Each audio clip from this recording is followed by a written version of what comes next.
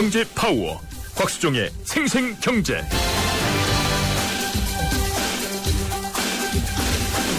안녕하십니까. 9월 13일 금요일 YTN 생생경제 시작하겠습니다. 곽수종입니다. 여러분들 국민연금 납부하고 계십니까?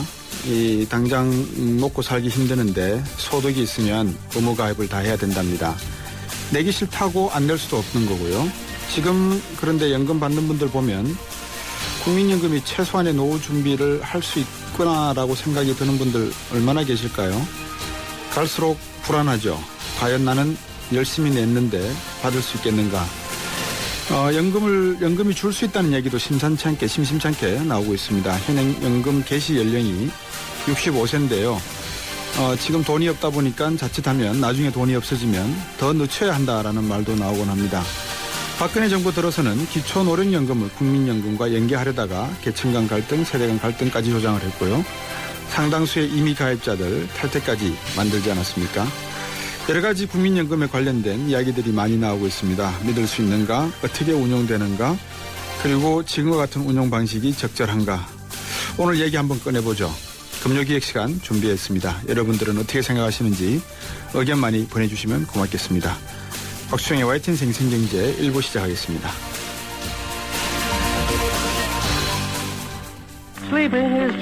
잠은 인생의 사치라던 에디슨. 하지만 그의 열정을 지켜준 것도 깊은 잠이었습니다. 짧게 자도 깊고 편안하게. 시대의 리더와 함께한 시몬스. 당신의 인생과 함께합니다. 흔들리지 않는 편안함. 시몬스. 족발, 만두, 피자, 케밥 다 포기했습니다. 괜찮다. 너에겐 카스라이트가 있으니. 칼로리를 33% 내린 맛있는 맥주 카스라이트.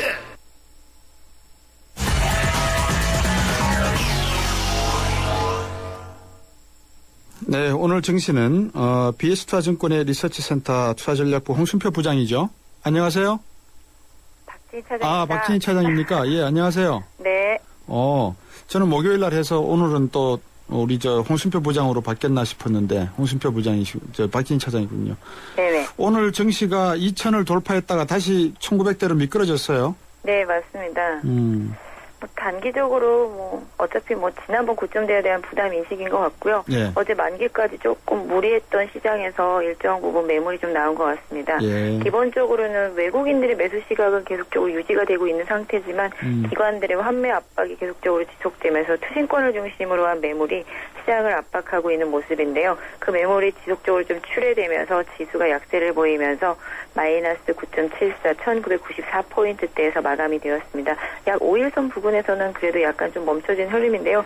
전체적으로 오늘 시장 수강 상태를 보였습니다. 오전장 이후에 거의 변동성이 없었고요. 전체적으로는 경기 민감 업종, 그동안 기관들이 많이 매수해서 시장을 이끌어 왔었던 업종에서 매물이 좀 많이 출회됐습니다. 특히 화학이라든지 조선이라든지 철강 업종 이런 쪽에서 계속적으로 좀 매물이 나온 모습이었는데요.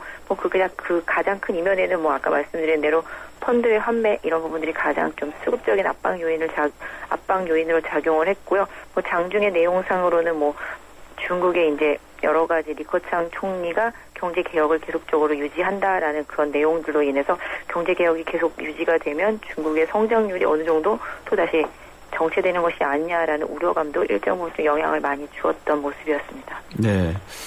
그 주가가 오늘 떨어지기는 했지만 외국인들을 보면 지금 5일째입니까? 6일째입니까? 계속 매입인데 매입 금액도 4천억 원 이상입니다. 그죠?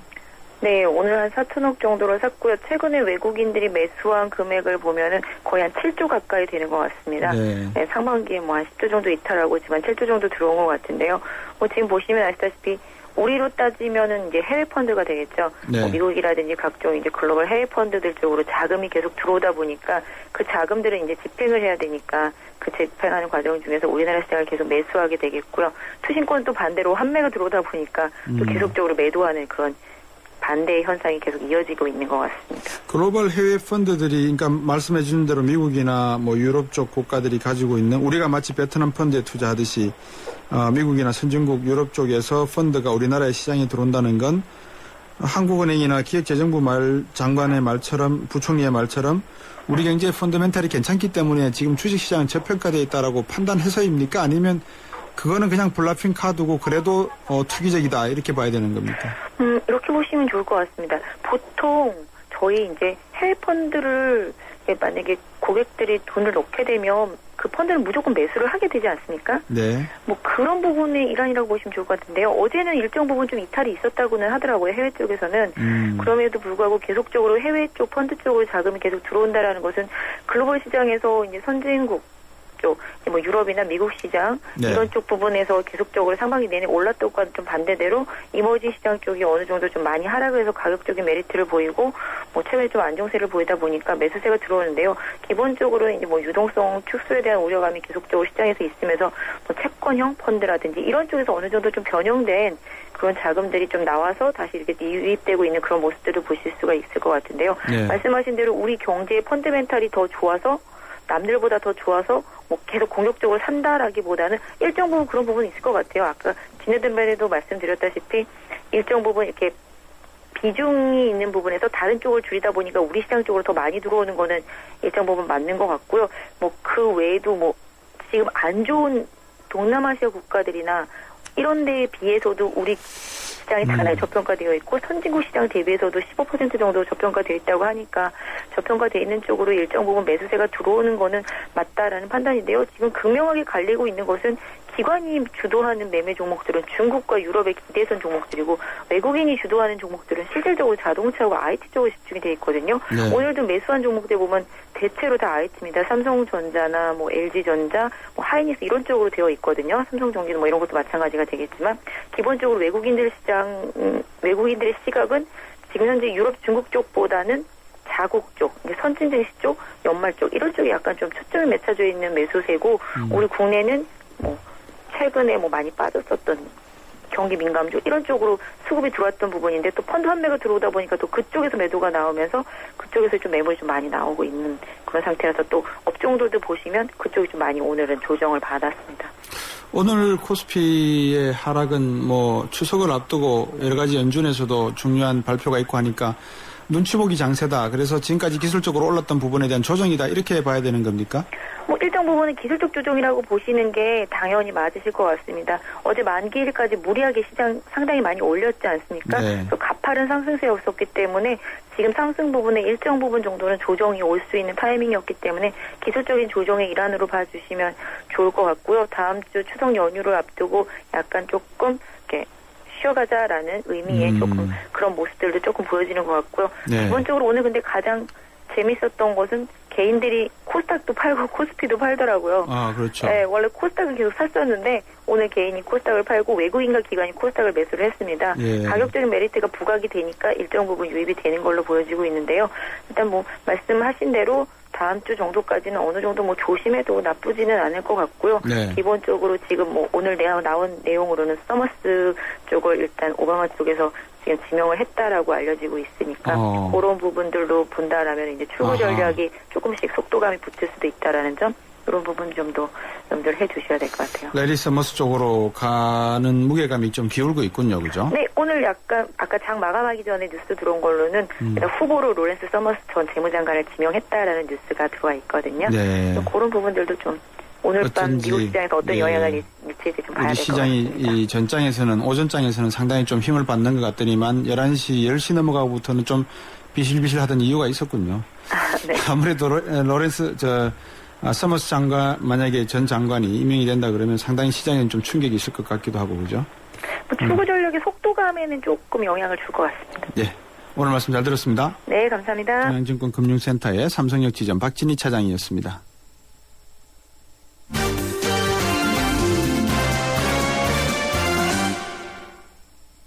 네, 한국일보 이성철 산업부장과 함께 경제뉴스 정리해드리겠습니다. 안녕하세요. 예, 안녕하세요. 요즘 노인분들 병원에 많이들 가십니까? 이 경제가 어려워서 노인분들도 눈치 보실 것 같아요. 이 노인 진료비가 고령화에 따른 여러 가지 이제 현상 중에 하나가 예. 노인들한테 들어가는 이 진료비 부담이 굉장히 커집니다. 근데 이게 결국은 건강보험 재정에서 지출이 되는 거기 때문에 고령화 사회가 되면 노인 진료비가 늘어나고 노인 진료비 증가는 결국 건강보험의 재정 악화로 이어지는 게 이제 불가피한 현실입니다. 이번에 그런 통계가 하나 국민건강보험공단에서 나왔는데요. 네. 올 상반기 건강보험 통계를 보니까 노인 한 분이 보통 한 달에 나흘 이상 병원을 가시고요. 이 건강보험 진료비가 노인들한테 들어가는 건강보험 진료비가 전체 국민들한테 들어가는 진료비의 한 36%를 차지하고 있는 것으로 나왔습니다. 네. 이 건강보험 통계, 올 상반기 통계를 보니까 65세 노인 한 명당 월 평균 의료기관 방문 횟수가 4.3일, 65세 미만 같은 경우는 1.3일입니다. 그러니까 훨씬 노인들이 많이 가시는 거죠. 네. 당연한 거고 어떻게 보면. 그리고 노인 한 명당 들어가는 진료비가 월 평균 26만 7천 원 정도가 됩니다. 전체 가입자로 비교하면은 또 이 65세 미만하고 비교를 해보면은 3배에서 4.5배까지 좀 많았던 것으로 나왔습니다. 네. 노인분들에 대한 이 의료비, 이 진료비, 건강보험 진료비 지출 증가 속도도 큽니다. 전체 국민에 대한 진료비 증가율은 1.2%밖에 되지 않았는데 결국 이제 65세 이상 진료빈들은 진료비 증가율은 한 7.8%가 됐습니다. 네. 이 말씀드린 것처럼 우리나라 이제 건강보험 재정이 늘 간당간당하다 뭐 이런 지적들이 많이 나오고 있고 네. 매년 건강보험에 대한 진료비가 국민들이 내는 돈도 많아지고 있는데 고령화 사회가 되면 아마 그 속도는 더 빨라질 것 같습니다. 결국 이 노인들이 아무리 이제 수명이 길어지다 보니까 수명이 길어질수록 어쨌든 병원에 가는 횟수는 늘어나게 될 수밖에 없을 것이고요. 네. 그게 결국 건강보험에 대한 재정 악화로 나오는데 아마 이 부분에 대한 손질, 그렇다고 보험 혜택을 줄일 수는 없는 것이고 과연 이것을 국가와 또 국민이 어떻게 부담하느냐 이런 것들이 또 중요한 숙제로 남게 되는 것 같습니다. 네. 자, 이 노대래 공정거래위원장이 이 거래 행위, 불공정 거래 행위를 좀 뭐라 그럴까요? 좀 타이트하게 가져가겠다 이런 이야기를 했습니까? 예, 이제 오늘 아침 뭐 이제 신문에 일부 보도가 됐는데 이 배상면 주가라는 데서 뭐 엄청난 그 위반을 했는데 과징금이 뭐 몇백만 원밖에 되지 않더라. 그래서 너무 이 솜방망이 처벌 아니냐 이런 지적들이 나왔습니다. 네. 그러니까 이와 관련해서 노대래 공정거래위원장이 오늘 민주당 소속 의원들하고 간담회를 가졌는데 여기서 불공정거래 행위에 대한 과징금을 높이는 방안을 연내 추진하겠다 이렇게 얘기를 했습니다. 네. 사실 말씀하시죠. 이 공정거래위원회 처벌에 대한 솜방망이 지적은 사실 뭐 오래전부터 제기가 되어 왔습니다. 네. 최근 들어서 과징금이 이제 많이 상향이 되는 추세입니다만 이 불법 행위를 억제할 만한 수준의 과징금이 안 부과가 된다는 것이죠. 예를 들어서 만약에 기업들이 불공정 행위를 해서 얻는 이익이 그것을 이 공정거래위원회나 이런 데서 걸려가지고 내는 과징금보다 이익이 많다면은 산술적으로 계산해도 아마 불공정 행위를 하는 쪽을 아마 대부분 선택을 할 겁니다. 그렇죠. 하지 못 거기서 얻는 이익보다 많은 과징금을, 많은 처벌을, 큰 처벌을 해야지만 결국 제재로서의 실효성이 있는 건데 지금까지는 이 실효성이 별로 없었다 이런 지적이 많고 특히 최근에는 담합행위 같은 경우는 이제 리니언시라는 제도가 있어가지고 네. 쉽게 말해서 한쪽이 자수를 하면은 자수하는 쪽은 뭐 경우에 따라서는 100% 과징금을 면제받는 경우도 있었습니다. 그러니까 죄 짓고 자수하면 하나도 처벌을 받지 않는 뭐 자수하는 행위 자체가 나쁜 건 아니겠습니다만 그러다 보니까 이것이 오히려 제재를 피하기 위한 하나의 방편으로 악용이 되고 있다 이런 지적이 나왔는데 그런 부분에 대한 이 과징금 제도에 대해서도 좀 전면적인 재검토나 이 손질이 필요한 부분이라고 생각이 됩니다. 예. 자, 우리 건설업계의 업황은 좀 어떻습니까? 국내는 사실 굉장히 어렵죠. 지금 건설 경기가 부진하고 있고 부동산 시장도 얼어붙어 있고 하지만 결국 그러다 보니까 이제 건설회사들이 특히 대형 건설사들은 대부분 이제는 활로를 해외 쪽에서 찾고 있는 것 같습니다. 네. 그러다 보니까 올해도 해외 수주가 지금 400억 달러를 벌써 넘었고 6년 연속으로 400억 달러 이상 수주를 하고 있다고 합니다. 해외 건설협회 통계에 따르면 올 들어 현재까지 공식 집계된 국내 건설사들의 해외 건설 수주가 398억 9천만 달러입니다. 그러니까 뭐 당연히 400억 달러 넘어가는 것이고요. 2008년에 처음으로 400억 달러 고지를 넘어섰는데 그래서 6년 연속으로 400억 달러 넘어설 것 같고 아마 뭐 지금 추세라면 500억 달러 이상도 충분히 가능할 것으로 보여지는데 네.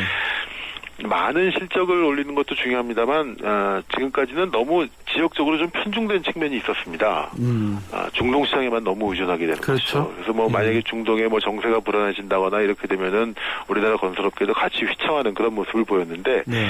최근 들어가지고는 이 중동뿐 아니라 아시아 다른 동남아 지역이라든가 특히 이 북미 지역, 네. 뭐 태평양 일대 지역, 또 아프리카, 남미 이런 쪽으로도 다변화가 되고 있다고 합니다. 예. 이건 분명히 뭐 반가운 소식인 것 같고요. 다만 이제 간간히 들리는 얘기 중에 하나는 너무 이제 갑자기 모든 업체들이 국내 시장이 어려워서 해외로 진출을 하다 보니까 네. 해외에서 국내 업체들끼리 수주를 위해서 제살깎기 경쟁을 하고 국내 업체끼리 서로 덤핑을 하고 이제 그런 예도 있다는 얘기가 간간히 들리는데 예. 뭐 그걸 인위적으로 교통 정리를 할 수 있는 부분은 아니겠습니다만은 그런 건 사실은 국내 업체끼리 이 가격 경쟁을 벌인다는 건 사실 좋은 모습은 아닌 것 같습니다. 예. 파이를 좀 키울 생각을 해야지 있는 파이를 쪼개먹으려 그러면은 그죠? 예.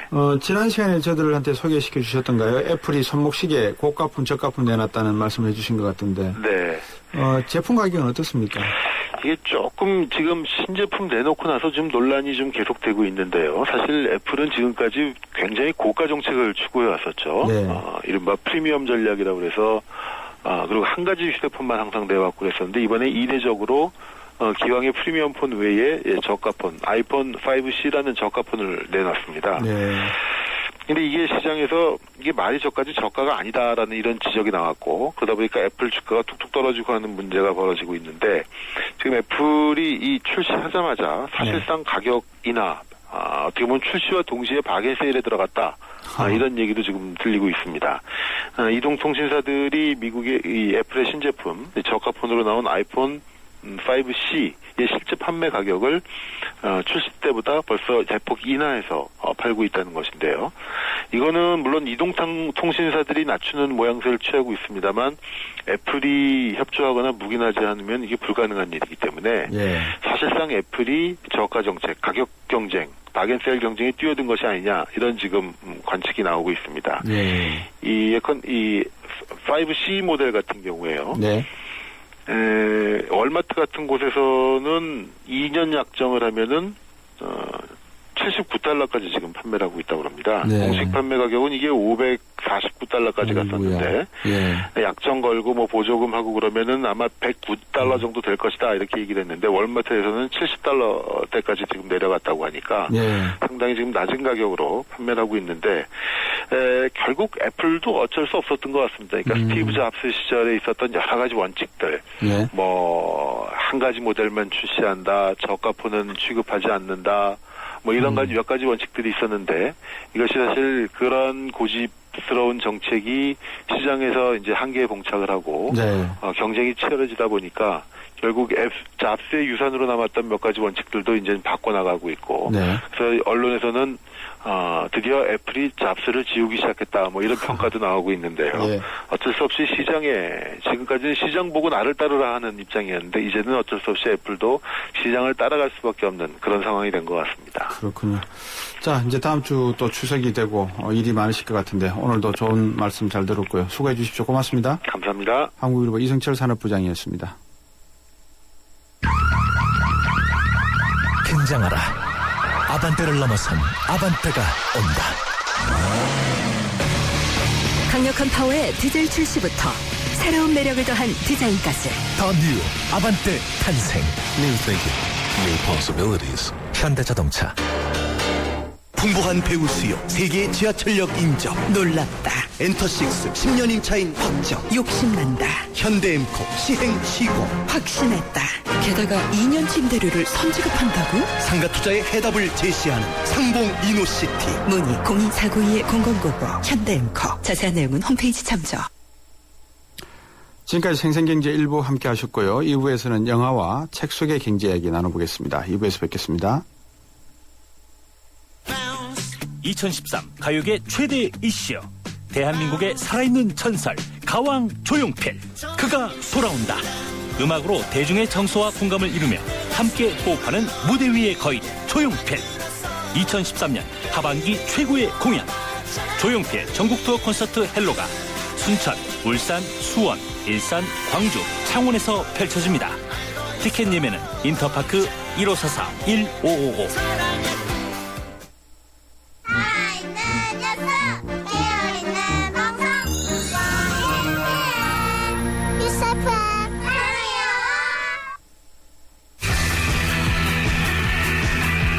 경제프리인 곽수종의 생생경제. 세상의 베이스가 되다 포스코 협찬으로 곽수종의 YTN 생생경제 2부 시작하겠습니다. 청취자 여러분들과 함께 더 가깝고 또 쉽게 만나기 위해서 YTN 라디오 새로운 애플리케이션 앱이라고 하는 건데요. 준비했습니다. S입니다. 영어 스펠링도 YES입니다. 출시가 되었습니다. 지금 여러분들 스마트폰을 열어보시면 이 구글 플레이 스토어라고 하는 그 애플리케이션이 있죠. 그거를 손가락으로 이렇게 톡 치시면 돋보기 모양을 한 그 메뉴판이 나옵니다. 블랭이 치실 수 있는 공간이 거기에다가 YES를 한번 쳐보십시오. 그러면 15번째 정도에 YTN 라디오 YTN 라디오에 그 YES라고 하는 애플리케이션이 뜰 겁니다. 그거 다운로드 받으시면 됩니다. 다운로드 받으셔가지고요. 지금은 생생경제 재방송이 나가고 있거든요. 여러분들께서 방송을 들으시면서 실시간으로 참여 메시지도 보내실 수 있고 또 사연도 남기실 수 있습니다. 이런 참여하시고 사연을 남겨주시는 분 추첨을 통해서 10월 5일 고양시에서 열리는 가왕 조용필의 투어 콘서트 헬로우의 티켓을 드린다고 합니다. 사람들이 엄청 많이 오겠죠. 그죠? 그렇지만 티켓을 구하기 힘들다고 하니까요. 이것도 행운 아니겠습니까?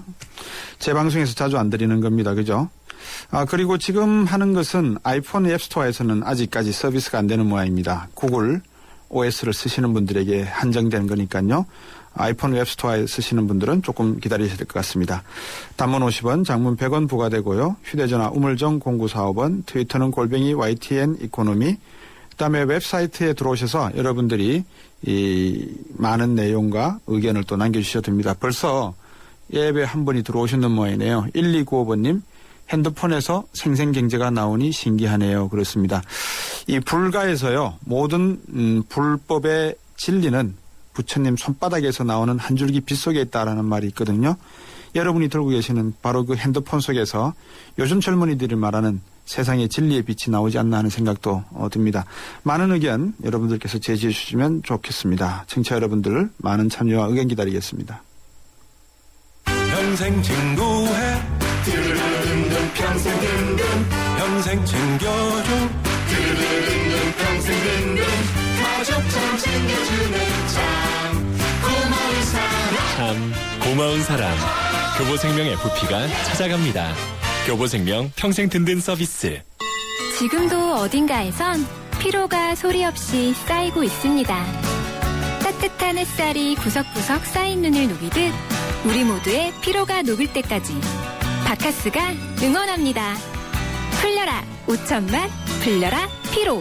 대한민국 피로회복제 바카스. 스케일이 다른 수도권 최대 신도시 KTX 개통시 강남 수서역까지 20분 일과 생활이 함께하는 자족 신도시. 이제 더 큰 감동의 오케스트라가 동탄 이 신도시에서 연주됩니다. 도시의 감동, 생활의 감탄.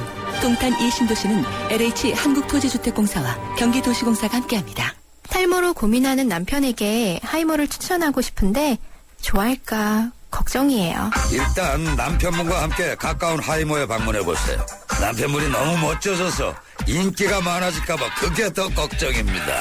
하이모가 답을 드립니다. 1588-5858 하이모.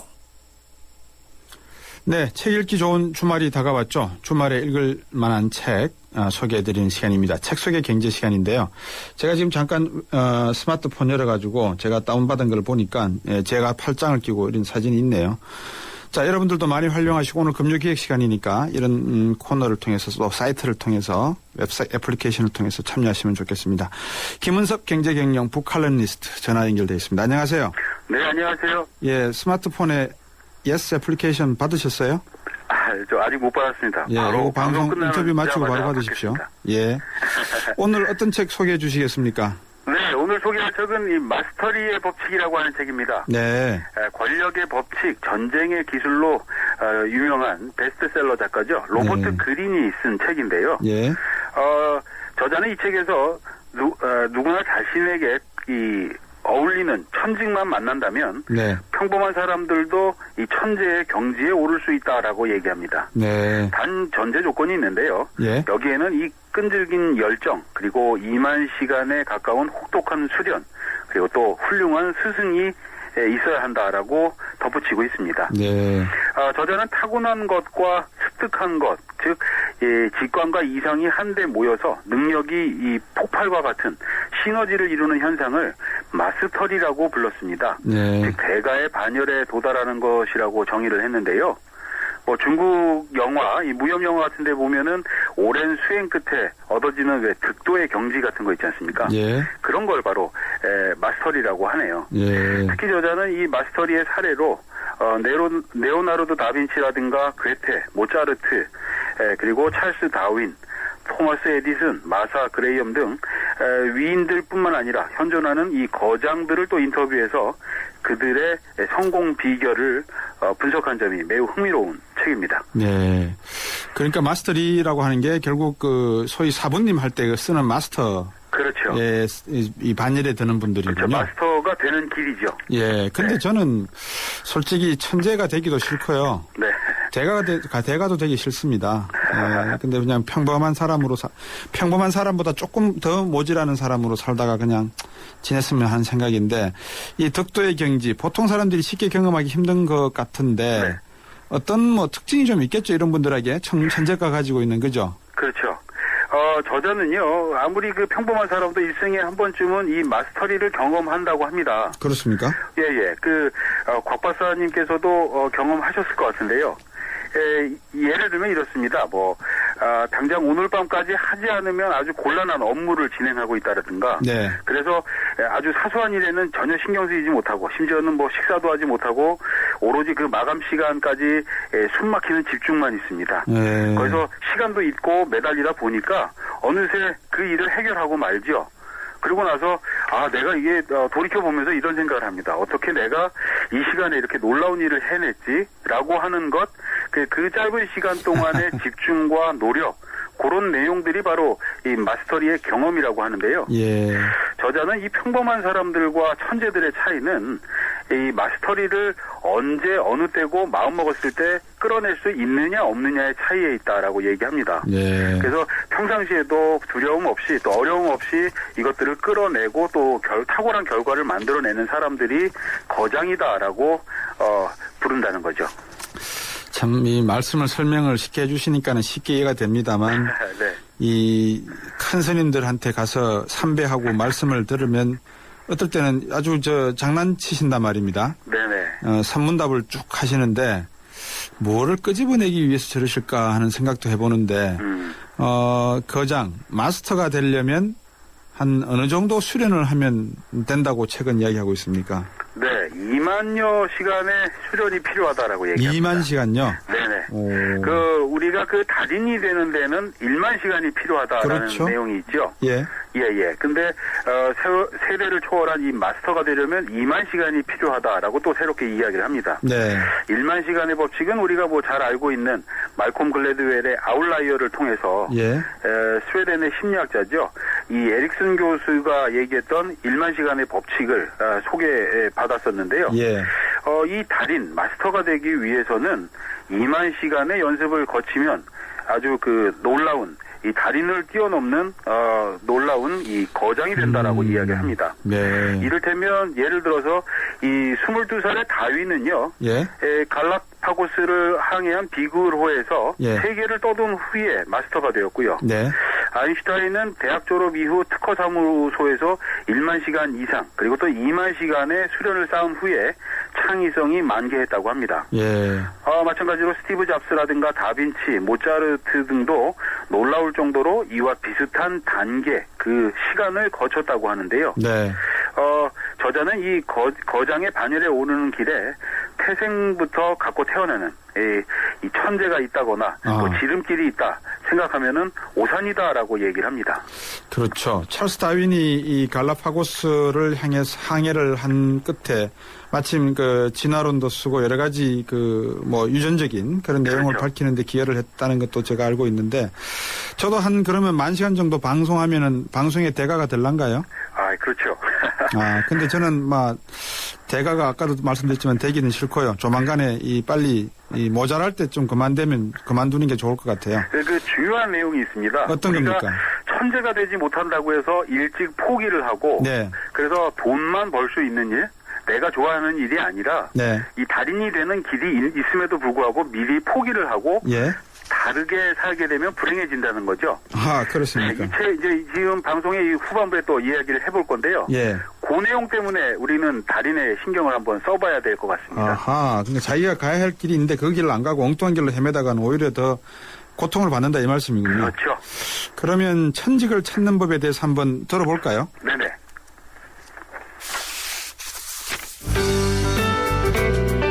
기억하라.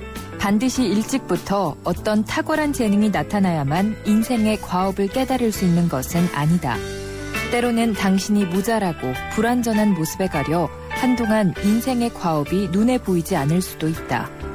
당신이 잘할 수 있는 한두 가지 일에 집중해 노력하다 보면 서서히 그것이 눈앞에 나타날 것이다.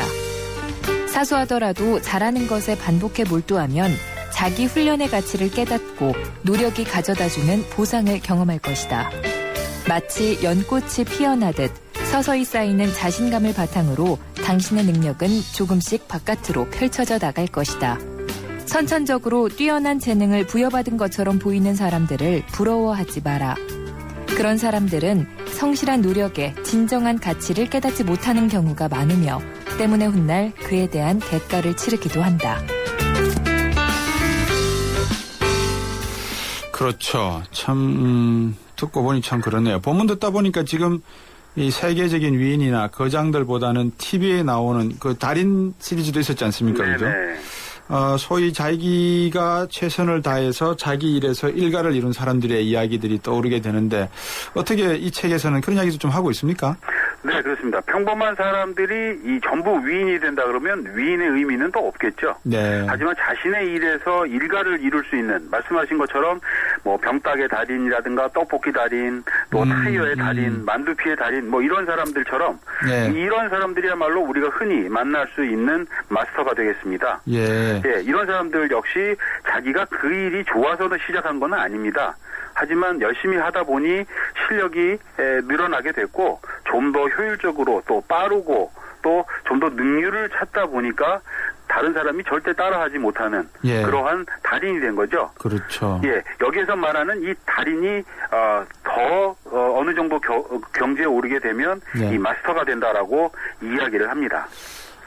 저는 아무리 생각해도 내가 지금 50년 넘게 살아오면서 무엇을 하나 집중해서 살았는가, 달인이 되어 있냐라고 생각을 해보면 없네요. 그러고 보니까 참 요즘 젊은이들이 안정된 직장을 잡기 위해서 대기업에 취업한다, 또 공무원 시험 본다. 요새 뭐 공시라 그러더라고요. 또 그 목을 메고 있는데 천직이 아닌 안정성만을 추구하기보다는 조금 더 도전하는 정신, 이거를 가져야 마스터가 되기 쉽겠다, 그죠?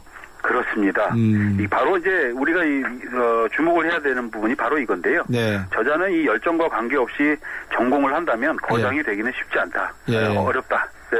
중국 같은 경우만 하더라도 경제 대국은 됐지만 혁신을 이룬 대가들, 우리가 지금 아까 얘기한 사람들은 나타나지 못하고 있지 않습니까? 그럼요. 그러니까 개인주의를 인정하고 또 저마다 자신의 어떤 재능과 열정을 찾아서 뛰어야 할 때다. 그렇기 때문에 달인에 한번 주목을 해야 될 때다라고 저자는 이야기를 하고 있습니다. 우리 김은섭 선생께서 지난주 그 앱으로 지난주 그 책콘에 대해서 문자를 주신 분이 계시는데요. 네네. 김은섭 선생이 이제 마무리 인사하시면서 읽어주셨던 그 내용이, 말씀해주셨던 내용이 있잖아요. 책. 네네. 6790번님이 지난주에 추천해 주신 불평등에 대한 책 너무 잘 읽었습니다 하셨어요. 그런 거 보면 우리 김은섭 선생도 이런 책 소개, 경제 경영 책 소개해 준다는 일가를 이루신 거네요. 더 노력하겠습니다. 아닙니다. 자, 그러면 이제 추석 명절도 다 되오고, 그죠? 네. 뭐라 그럴까요? 추천? 함께 읽으면 좋을 책 뭐 있을까요? 네, 이 책의 전신이 될 수 있는데요. 예. 말콤 글래드웰의 아웃라이어입니다. 예. 여기에서는 1만 시간의 법칙을 이야기하는데요. 예. 타고난 자질도 필요하지만 여기에서는 또 행운이 따라야 된다라고 얘기를 하거든요. 네. 그러니까 환경적인 조건들도 필요하고 주위의 도움도 필요하다라고 얘기하는데 네. 우리는 천재는 부러워하지 말아야 될 것 같고요. 네. 또 그렇다고 또 앞서 말씀드린 것처럼 나는 천재가 될 수 없다라고 해서 쉽게 사는 것도 참 불쌍한 인생이 될 것 같습니다. 예, 한우물 파면 되겠죠, 뭐. 네. 예, 알겠습니다. 오늘 말씀 잘 들었습니다. 고맙습니다. 네, 감사합니다. 김은섭 경제경영부 칼럼니스트였습니다. 시사 경제 프로 곽수종의 생생경제를 다양하게 만나는 방법. 인터넷에서 YTN 라디오를 검색하면 지금 방송되고 있는 생생경제와 지난 방송을 다시 들을 수 있고 YTN 애플리케이션과 팟캐스트를 통해서도 들을 수 있습니다. 언제 어디든 손쉽게 만날 수 있는 곽수종의 생생경제 참 좋다. 네, 자 오늘도 영화 속에 녹아있는 경제를 찾아서 배워보고 이야기 나눠보는 시간입니다. 요즘 우리나라 영화들이 참 좋은 게 많이 나오고요. 또 물론 외국 영화 스펙타클한 것도 많이 좋은 영화도 있습니다만 역시 우리 정서가 담겨져 있는 그런 영화들이 괜찮은 것 같아요. 경제영화관 시간입니다. 경향신문의 박병률 기자입니다. 안녕하세요. 네, 안녕하세요. 이번 주는 어떤 영화입니까? 네, 이번 주는 좀 간만에 일본 영화 한 편 제가 한번 들고 나왔는데요. 진짜 간만인데. 네, 좀 정말 일본 영화 한 풀 꺾이면서 사실 과거만 하진 않습니다만 영화 마니아들이 참 많이 봤던 영화일 것 같습니다. 일본 여성 감독 오기가미 나오코 감독의 영화 카모메 식당입니다. 네. 어떤 음식이 맛있는 음식일까? 그리고 또 음식에는 무엇을 담아야 하는가 이런 것을 좀 고민하게 하는 영화인데요. 별로 자극적인 것이 없이 전체적으로 좀 잔잔한데 영화가 끝날 즈음에는 이제 입가에 웃음이 돋게 만드는 그런 영화입니다. 뭔가 좀 날이 좀 흐린 날 보면 좋을 영화고 이 영화 보고 나면 좀 왠지 좀 핀란드에 가고 싶다 이런 생각도 좀 드는 그런 영화입니다. 갑자기 그 말씀하시니까 최근에 나왔던 007 영화 그죠? 네. 무슨 폴이죠? 스카이폴. 예. 거기에 나오던 스코틀랜드의 가을 향취가 싹 생각이 나네요. 핀란드가 배경입니까? 예, 핀란드 헬싱키 골목에 이제 일본 여성이 이제 경영하는 조그만 식당이 하나 있는데요. 이제 이 식당 이름이 이제 카모메 식당입니다. 주 메뉴는 오니기리입니다. 주먹밥에다가 우리 김을 싼 일본 음식이죠. 이제 핀란드에 이런 주먹밥류를 판다고 하니까 어떻게 보면 라면과 김밥을 파는 분식집이 핀란드에 있는 것과 이제 같은 건데 그러다 보니까 이제 파리 한 마리 날아들지 않는 게 좀 당연합니다. 그런데도 불구하고 이제 이 식당을 운영하는 사치에라는 여성은 참 고집스럽습니다. 일본 관광객들이 찾아오는 큰 일식 레스토랑이 아니라 소박해도 맛있는 음식을 먹어주는 그런 동네 식당으로 반드시 성공하겠다. 이런 고집을 갖고 있습니다. 이제 그러던 어느 날 핀란드인 이제 톤이라는 친구가 찾아오는데요. 일본 만화 많이 합니다. 그리고 이제 이어서 이제 일본 여성 2명이 이 식당에 합류를 하는데 이제 미도리라는 여성은 그냥 눈을 감고 세계 지도에 손가락을 콕 찍었더니 핀란드가 찍혀가지고 무작정 왔다. 이런 여성이고요. 또 마사코라는 여성은 핀란드에 이제 에어기타라는 이제 그런 게 있는데 이 에어기타를 즐기는 핀란드인들의 여유가 좋아서 무작정 또 핀란드로 왔다. 이러면서 이제 식당에 합류를 합니다. 그리고 이제 그 뒤로 이제 핀란드 아주머니들, 그다음에 또 남편이 집을 뛰쳐나가서 상실감에 빠졌던 그런 여성들, 그다음에 커피 전문점을 판 뒤에 자신이 아끼던 커피 머신을 되찾고 싶어하는 남성 등 좀 상처를 안고 있는 그런 사람들이 한 명씩 두 명씩 카모메 식당을 찾으면서 이 식당은 점점 이제 흥해지는 그런 줄거리를 가지고 있습니다. 아주 간단히 우리 박병일 기자가 소개해 주셨는데 방금 나왔던 이 식당에서 상실감 빠졌던 여성, 아끼던 커피 머신을 되찾고 싶었던 남성, 그다음에 쿡 찍었더니 핀란드라서 왔다는 여성, 이 모든 게 하나의 염세주의적이면서도 허무주의적인 그런 얼굴을 띠면서 연기를 잘하던 분들이에요. 네, 맞습니다. 윈도우 밖에서 이렇게 멍하니 쳐다보고 하던 그런 분들인데 이 카모메 식당에서 찾을 수 있는 경제 이야기가 있을까요? 네, 이제 미도리라는 일본 여성이 이제 사치에게 왜 식당을 열었느냐 이렇게 묻는데요. 진짜. 이때 이제 사치에게 이런 답을 합니다. 이탈리아 하면 피자와 파스타, 독일은 소시지, 그리고 한국은 불고기와 김치, 인도는 카레, 미국은 햄버거, 핀란드는 연어가 있다 이렇게 얘기를 하는데 이처럼 이제 각 나라에는 그 대표 음식이 있습니다. 네. 이 음식들을 보면 이제 대체로 그 다른 나라에서도 이제는 사 먹을 수 있게 돼 있는데요. 이제 그만큼 세계화가 됐다라는 그런 얘기입니다. 네. 때문에 이제 음식들을 경제에서는 이제 지수 비교에 많이 이용을 하는데요. 각국의 물가와 그리고 이제 구매력 평가를 하는데 딱입니다. 네. 뭐 대표적인 지수가 빅맥 지수가 있죠. 그렇죠. 예. 전 세계에서 판매되는 빅맥을 그 달러로 환산한 뒤에 서로 비교한 거. 그게 바로 빅맥 지수입니다. 말 나온 김에 빅맥 지수 좀 자세히 소개해 주시죠. 네, 빅맥 지수 아까 말씀드린 것처럼 이제 각 나라에 판매되는 빅맥 가격이 다른데 이걸 이제 달러로 이렇게 환율을 바꿔서 환산을 해보는 겁니다. 영국의 경제 전문지인 이코노미스트가 이제 분기마다 한 번씩 이제 발표를 하는데요. 2012년 7월 한번 데이터를 한번 보니까 빅맥이 가장 비싼 나라 그때 베네수엘라가 7.92달러였고요. 그리고 이제 노르웨이도 이제 7.06달러, 그 뒤로 스웨덴, 스위스, 뭐 브라질 이런 나라들이 이제 빅맥 가격이 비쌉니다. 우리나라 같은 경우는 이제 빅맥 하나를 사 먹을 때 3.21달러였는데요. 일본이 4.09달러, 그리고 이제 중국이 2.45달러니까 일본보다는 싸고 중국보다는 비싸다. 이렇게 나왔습니다. 이제 이렇게 빅맥 가격이 서로 비교 가능한 것. 아무래도 이제 빅맥은 품질과 재료 그리고 이제 크기가 바로 표준화되어 있기 때문인데요. 또 이제 전 세계에서 120개국에서 먹고 있기 때문에 국가 간 이런 비교가 가능합니다. 예. 참 이 한 국가의 식품을 가지고 경제 지수를 만든다는 게 재밌는데 그럼 물가 수준뿐만 아니라 환율도 뭐 좀 측정해 볼 수 있겠네요. 적정 환율인가 그죠? 예, 그렇죠. 뭐 예를 들면 우리나라 이제 빅맥 가격이 이제 현재 판매되는 게 3,000원이라고 이렇게 한번 가정을 한번 해보겠습니다. 이때 만약 우리 환율이 이제 1달러당 1,000원이라면 환산을 하면 3달러가 되죠. 근데 이제 같은 날 미국에서 이 빅맥 하나가 4달러에 팔렸다면 우리나라 빅맥 가격이 미국보다 한 1달러 그러니까 25% 정도 더 비싸다. 더 싸다 우리나라가 이렇게 말할 수 있습니다. 물가 기준으로 보면 반대로 이제 미국 물가가 우리보다 25% 비싸다 이렇게 볼 수가 있으니까 우리나라 여행객들이 미국에 가서 뭐 물건을 산다면 좀 비싸게 느껴진다 이렇게 말씀을 드릴 수가 있고요. 또 반대로 볼 수가 있는데. 빅맥 뭐 같은 품질의 같은 제품 같은 크기니까 세계 어느 나라나 똑같은 가격에 판매돼야 된다. 이렇게 또 역으로 볼 수가 있는데 이렇게 보면 우리 원화가 오히려 저평가돼 있다 이렇게 또 판단도 할 수가 있습니다. 우리나라의 빅맥 가격을 예를 들어 뭐 4달러에 딱 맞추려면 원화를 좀 절상을 해야 되는데요. 이제 달러당 1,000원이 아닌 달러당 한 750원을 이렇게 적정 환율로 맞춰야 이 3,000원이 4달러가 됩니다. 이렇게 이제 빅맥 지수는 빅맥 지수는 이제 환율은 그 각국의 통화 그리고 이제 구매력에 따라서 이제 결정된다는 그런 구매력 평가설 또 동시에 같은 제품은 세계 어느 나라나 가격이 같아야 된다. 이런 좀 일물일가 법칙을 바탕으로 만들었다. 이렇게 보시면 될 것 같습니다. 간단하게 마지막으로 하나 더 질문해 볼게요. 우리나라 음식 중에서 지수화된 건 없습니까? 그 최근에 이제 그 김치 지수라는 게 예전에 2005년에 그 파이낸셜 타임즈가 얘기를 했었습니다.